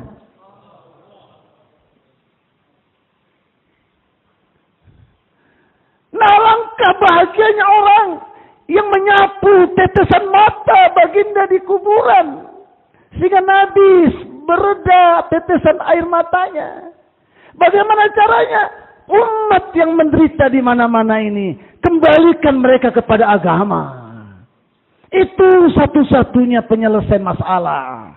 Untuk itu hadirin, kita perlu tambah pengorbanan. Tapi pengorbanan kita tadi, di tengah-tengah Allah uji dengan teman-teman kita atau amir-amir penanggung jawab faisalah kita yang tidak cocok. Lihat kehidupan Abu Bakar Siddiq radhiyallahu anhu. Seorang sahabat mendengar Abu Bakar jadi khalifah. Datang dia ke Madinah. Makan sama-sama Abu Bakar. Abu Bakar, kau kenal saya tidak? Saya kenal. Kamu ingat tidak nasihat kamu kepada saya? Apa nasihat saya? Jangan jadi amir untuk 3 orang kan? Oh iya saya ingat. Sekarang ente sendiri memimpin umat yang ribuan. Macam mana itu ngomong doang? Ada kalkul-kalkulnya begitu juga. Ya, sikap kita bagaimana? Lihat Abu Bakar. Abu Bakar mengeluarkan kalimat-kalimat yang menyatukan hati. Tidak menambah suasana jadi panas. Kalimat yang keluar lebih manis dari madu. Apa kata Abu Bakar? Ya kan saya suruh kamu jangan mau. Saya juga nggak mau, tapi saya dipaksa. Itu jawaban Abu Bakar. Nggak marahi orang, kamu nggak tahu diri, saya sudah disuruh, nggak sama dengan dulu. Kan nggak begitu. Tanah fidak diberikan oleh Abu Bakar kepada seorang mu'alaf. Tapi Umar tidak hadir dalam musyawarah. Selainnya sudah tanda tangan. Abu Bakar juga tanda tangan. Suruh menghadap Umar juga tanda tangan. Umar marah. Nah, marahnya Umar karena tidak ikut istimaiyah. Jadi kalau kita tidak ikut istimaiyah, jangan buat gerakan-gerakan tambahan di belakang, fitnah muncul. Apa yang diputuskan dalam musyawarah kita ikut aja. Tapi lihat ada hikmah di dalam kesalahan Umar ini. Mana Abu Bakar? Abu Bakar, kenapa kau kasih tanah ini sama dia? Dulu zaman awal-awal Islam belum kuat. Sekarang Islam sudah kuat, nggak perlu kasih dia. Dirobek Pak kertasnya Pak. Yang sudah ditandatangani oleh Amir Sab. Nah, ini orang ini bingung ya kan? Tanya sama Abu Bakar. Abu Bakar, ini yang jadi Amir sampean atau Umar? Itu heran. Lihat jawabannya Abu Bakar radhiyallahu anhu. Sebetulnya yang layak jadi Amir itu Umar. Tapi dia kasih beban di atas kepala saya. Begitu indahnya jawaban yang menyejukkan hati. Tapi kalau dijawab begini, memang itu Umar tuh begitu. Ayo kita buat grup baru yuk. Supaya kita bisa SMS-an, WA-WA-an. Tambah kacau suasana. Suatu ketika Khalid bin Walid tidak keluar malam. Umar yang keluar. Sahabat Nafi ini melihat seperti Khalid. Khalid baru dipecat oleh Umar. Ya kan? Ini sifat ketaatan. Maka Umar ditanya sama Nafi ini. Khalid. Umar bilang, labbaik. Suara Umar persis Khalid. Bodinya Umar persis Khalid. Gelap, nggak ada lampu. Kamu dipecat ya? Iya. Gimana? Kita buat grup kah? Lawan Amir? Maka Nafi ini bilang, jangan. Kita harus taat. Walaupun nggak cocok dengan kita, tapi karena Amir yang putus, kita taat aja. Insya Allah ada baiknya. Besoknya Umar panggil ini Nafi dengan Khalid. Khalid, tadi malam kamu kemana? Saya nggak kemana-mana. Maka Nafi bilang, Khalid, jangan kau bohong ya. Tadi malam saya jumpa kau.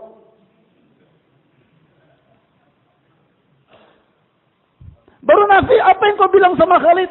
Saya bilang begini-begini. Apa jawaban Khalid? Begini-begini. Terus apa yang kau jawab? Begini. Nafi, itu yang kau lihat, kau sangka Khalid, itu saya. Nafi ketakutan. Nanti saya dapat hukuman. Dan lihat kata-kata Umar. Kalau seluruh umat seperti engkau, wahai Nafi, mentaati keputusan musyawarah atau mentaati amirnya, walaupun bertentangan dengan keinginannya, maka umat ini akan selalu diselamatkan oleh Allah Subhanahu wa taala. Untuk itu sahabat telah berjanji, bay'ana ala Rasulillah sallallahu alaihi wasallam. Kami telah berbaiat taat ala sam'i wa ta'at fil yusri wal usri, fil mansati wal makrah, wa ala atharatin alaina. Kami telah berbaiat kepada Nabi untuk kami dengar dan taat dalam 5 perkara. 4 perkara. Pertama, taat dalam keadaan senang maupun susah. Ya. Jangan waktu senang taat, waktu susah nggak mau taat. Ya. Yang kedua, dalam keadaan gembira, dalam keadaan penderitaan pun tetap taat. Ya dah. Dalam kelapangan taat juga. Miskin taat, kaya pun taat. Jangan waktu miskin, masya Allah taat, nisabnya terjaga, sudah kaya lupa lagi. Dulu pegawai rendahan taat istiqomah, sudah jadi pejabat nggak muncul-muncul lagi. Ya, ini taat dalam setiap keadaan. Yang terakhir, tetap taat walaupun orang lain dimajukan. Maulana Ibrahim mengatakan, wahai Ansar, dalam peperangan Hunain, tinggal 12 orang. Maka Nabi panggil sahabat-sahabat Allah, ya Ansar, ya Ansar. Datang sahabat Ansar, maka 12.000 diusir. Harta ghanimah tertinggal. Nabi bilang, kasih sama orang Mekah. Maka tatkala harta ghanimah dikasih sama orang Mekah, ada yang bisik-bisik. Gimana ini? Waktu takazak kita dipanggil. Tapi waktu pembagian harta, kampungnya yang dipanggil.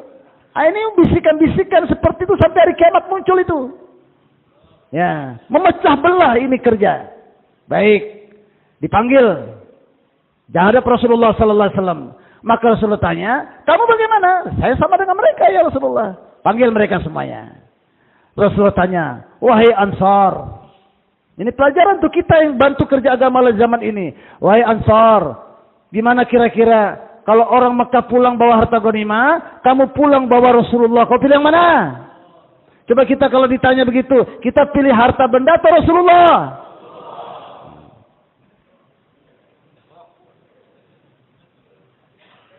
Bilang pilih Rasulullah, tapi malam markas pulang jumpa istri.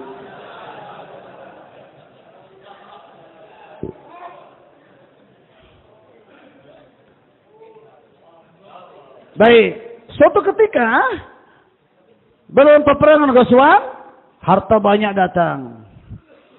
Rasulullah SAW bertanya kepada sahabat-sahabat Ansar. Ansar kumpul. Sekarang kamu mau minta apa?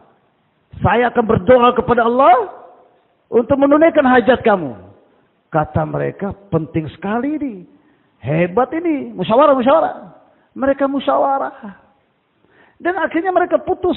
Ya Rasulullah, kami minta satu saja. Apa itu? Doakan kami ya Rasulullah, agar Allah ampunkan dosa kami. Jadi pelajaran tuh kita sampai hari kiamat dalam buat kerja agama. Yang kita cari bukan duduk jadi suro, jadi faisalah. Tapi yang kita cari, duduk di musyawarah, Allah ampunkan kita. Datang ke malam markas, Allah ampunkan kita. Yang kita cari ampunan Allah. Kita nggak ditegur, nggak apa-apa.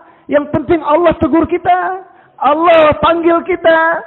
Jadi ini sifat yang selanjutnya hadirin. Wa ala atharatin alaina. Hei Ansar, kata Rasulullah. Nanti tatkala futuhat terbuka, kamu tidak punya apa-apa lagi. Dan kamu tidak dikasih apa-apa lagi. Kira-kira apa yang akan kamu lakukan? Sabar. Kamu dibelakangkan. Orang-orang akan dimajukan ke depan. Sabar. Terus tetap buat kerja dakwah. Jangan tinggalkan dakwah. Tetapi orang Ansor luar biasa. Semua hartanya digunakan untuk agama. Tamu-tamu yang datang dikasih makan. Tamu-tamu yang pulang dikasih bekal. Sahabat-sahabat pun dikasih tanah, dikasih istri dan sebagainya. Akhirnya orang-orang ini bertanya. Orang-orang Mekah yang baru masuk Islam. Atau semuanya, ya Rasulullah, orang Ansar banyak sekali kelebihannya, fadilahnya. Bagaimana kami bisa sampai kepada derajat yang mereka telah capai? Terlalu banyak pengorbanan mereka. Kami dapat apa? Beginilah selayaknya. Kita cemburu, iri dengan orang-orang yang banyak berkorban. Tapi bukan kita iri mengarah kepada dengki. Akhirnya menghalangi pengorbanan mereka. Katakan mereka tara tertib. Mereka melanggar usul. Nah kita yang paham gak kerja. Kita salahkan orang yang kerja. Lain diduduk, lain di lapangan nanti. Kalau cuma di tempat, di markas dong, kita ada ilmu. Tapi yang terjun di lapangan, mereka punya hikmah. Ya Rasulullah, kami iri dengan mereka. Bagaimana kami bisa sampai kepada derajat mereka? Kata Rasulullah kepada orang Mekah, kamu doakan mereka, sehingga pahala mereka pun tetap ngalir kepada kalian. Jadi kalau lihat kalkun maju, bagi masa sepertiga hidup, kita baru 2,5 jam, dia sudah 8 jam. Kita baru 3 hari, dia sudah 10 hari. Kalau kita baru 4 bulan sekali, dia sudah 10 kali tiap 4 bulan. Jangan dengki, mas. Bahkan orang itu dimintai pendapatnya, karena dia ahli korban. Allah bukakan dia yang tidak dibukakan kepada kamu. Walaupun kamu faisalah. Pahami itu baik-baik. Ta'awanu, kebenaran itu tersebar dengan ta'awun, saling bekerja sama. Sedangkan kebatilan tersebar dengan ta'asub, fanatik, asobiyah. Jadi doakan teman-teman kita yang korban supaya istiqomah, supaya ikhlas. Hadirin yang dimuliakan Allah Subhanahu wa taala, kehidupan Abu Bakar Siddiq radhiyallahu setelah dilantik jadi amir tidak pernah menganggap dirinya lebih daripada yang lain. Tidak ada beda waktu jadi amir dengan tidak jadi amir. Tetap mau ke pasar buka toko seperti biasa. Tetap melayani nenek yang Rasulullah berkhidmat kepada dia, kasih makan setiap hari. Abu Bakar tetap melayani nenek itu. Sebelum jadi amir, setelah jadi amir, sami mawon. Tidak ada perubahan-perubahan. Hadirin, mereka-mereka yang kebetulan menyakiti kita, menyalahi kita, maka posisi kita dalam hal ini adalah kita justru memaafkan mereka. Menganggap mereka lebih baik daripada kita. Kalau mereka berkorban lebih banyak, kita doakan mereka supaya istiqomah dan ikhlas. Siapa yang niat amalkan semua ini? Allahu Akbar. Takwa. Lihat apa kata Allah dan apa kata Rasul. Dan untuk menyambut apa kata Allah, apa kata Rasul, siap korbankan istri, anak, rumah, kampung, pekerjaan. Dan siap menderita, siap rugi. Dan kerugian itu sementara. Allah ganti yang lebih baik. Dan menghadapi orang-orang yang memusuhi kita, melawan kita, tidak sependapat dengan kita. Jangan dengan kekerasan. Pilih kalimat-kalimat yang lembut, lebih manis dari madu, lebih halus dari sutra. Lapangkan dada kita, dinginkan kepala kita. Jangan anggap orang yang memusuhi kita karena dia memusuhi kita, tapi setan di belakang dia. Kita lawan setannya, bukan lawan dia. Bersedia? Ketaatan penting. Tatkala Hudzaifah disuruh pergi mengamati, jangan membunuh. Hudzaifah lihat ada Abu Sufyan. Kesempatan kalau saya bunuh dia, selamat kita berjaya. Tapi Allah rubah nizam alam. Allah pahamkan kepada Abu Sufyan, kayaknya ada mata-mata di sekitar kita. Pegang kanan kiri kamu. Tanya dari kabilah mana. Hudzaifah sadar. Buat kerja tidak ikut arahan. Tidak taat.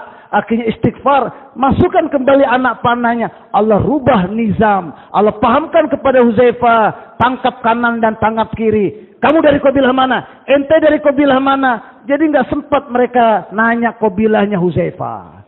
Jadi kalau nggak mau ditaskil, taskil orang, selesai masalah. Nah. Utsman disuruh tawaf waktu Hudaybiyah karena banyak keluarganya. Tapi Utsman ingat pesan Nabi, jangan tawaf. Kamu datang ke sana lihat keadaan. Demikianlah maneme khair he. Ikuti maneme khair he. Dalam ketaatan ada kebaikan. Kerja ini satu kaki kita injak nafsu, satu kaki lagi pasti masuk surga. Siapa yang akan buat kerja dengan ketaatan? Siapa yang buat kerja dengan tambah pengorbanan? Dengarkan. Yang belum ke IPB, korban ke IPB. Jurkudama dengan Istimewa Rewin. Ini satu. Yang sudah ke Pakistan, setiap 3 tahun, ke Pakistan lagi atau ke negeri jauh. Setiap 3 tahun, keluar dari Indonesia. Ke Pakistan lagi atau ke negeri jauh. Ya. Kemudian, kita hendaknya level pengorbanan kita naik ke sepertiga hidup. Setiap tahun 4 bulan atau 6 bulan. Kemudian setiap bulan 10 hari. Setiap hari 8 jam. Niat kita sepertiga hidup tadi, tapi pelan-pelan kita mulai 2,5 jamnya 2 kali. Masjid kita dengan masjid tetangga. 3 harinya 2 kali. Masjid kita dengan masjid tetangga. Tempat jaulah kedua kita. Supaya hidup 5 amalan. Dan setiap tahun kita 40 hari jadi 4 bulan. 40 hari pertama. Bawa masjid kita punya jemaah 3 hari jadi 40 hari. 40 hari kedua. Bawa jemaah 40 hari di halaka kita. 40 hari ketiga. Khidmat di Ancol. Atau khidmat di Rewin. Atau 4 bulan tiap tahun. Tahun yang kemarin ke Pakistan. Tahun ini 4 bulan jalan kaki di Indonesia. Tahun depan ke Malaysia, Thailand. Atau ke Australia, ke Afrika. Beginilah kita tertibkan nisab kita naik 1 tangga lagi. Sepertiga hidup. Setelah itu separuh hidup. Dan akhirnya sumur hidup kita untuk agama. Kemudian tuan-tuan yang dimuliakan Allah Subhanahu Wa Taala. Setelah itu kita siapkan diri kita. Kapan dipanggil? Berangkat kemana saja. Dur sedur. Der seder. Sejauh-jauhnya. Selama-lamanya. Siapa yang niat seperti itu tuan-tuan? Nah, sekarang saya ingin melihat orang-orang yang daftar Jurkudama berangkat ke Pakistan atau Istimewa Rewin. Coba berdiri. Ya. Jangan lihat kantong. Berangkat insya Allah Jurkudama atau Istimewa Rewin. Dan bawa lagi 1 orang, 2 orang, 3 orang di daerah kita. Sudah berdiri semuanya? Boleh duduk tuan. Yang kedua, siapa tuan-tuan yang sudah ke Pakistan 3-4 tahun yang lalu? Maka tahun ini 2023, 5 tahun yang lalu, 6 tahun yang lalu, berangkat ke negeri jauh atau negeri jiran, ke Papua New Guinea sana, atau ke Amerika, ke Afrika. Besok akan dibentangkan takaza ini. Tapi kita pasang niat dari malam ini. Siapa yang sudah ke Pakistan 3 tahun ke atas, maka daftarkan namanya. Jangan lihat kantong, jangan lihat keadaan kita, lihat kudratullah. Ini rahmat bercucuran pada malam hari ini. Daftarkan nama kita yang bisa kita sanggupi. Yang kita belum sanggupi, doa nangis depan Allah. Siapa yang niat ke negeri jauh? Berdiri. Berdiri, berdiri. Negeri jauh, negeri jauh, negeri jauh, negeri jauh. Masya Allah. Ya Allah, terima niat mereka ya Allah. Mudahkan urusan mereka ya Allah. Silakan duduk Tuhan, silakan duduk. Terakhir.